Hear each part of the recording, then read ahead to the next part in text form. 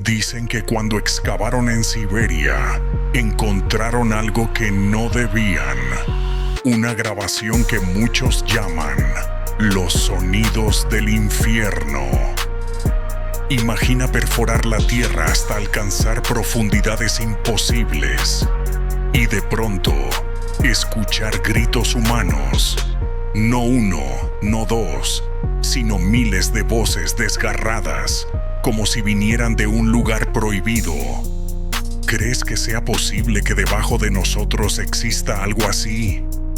Según la leyenda, en los años 80, científicos soviéticos bajaron micrófonos especiales a un pozo de más de 12 kilómetros de profundidad, y lo que captaron fue tan perturbador que detuvieron toda la excavación.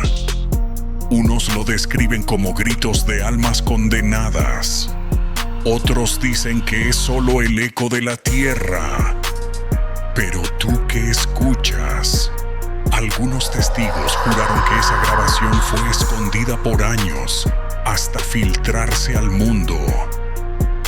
Aún hoy circula en internet, y quienes se atreven a escucharla afirman sentir escalofríos, insomnio y hasta pesadillas. ¿Te atreverías a ponerle play?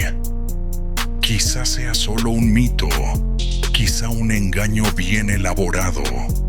Pero, ¿y si realmente lo que grabaron fueron las voces de los condenados?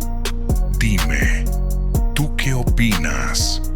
¿Es ciencia o una ventana al mismísimo infierno?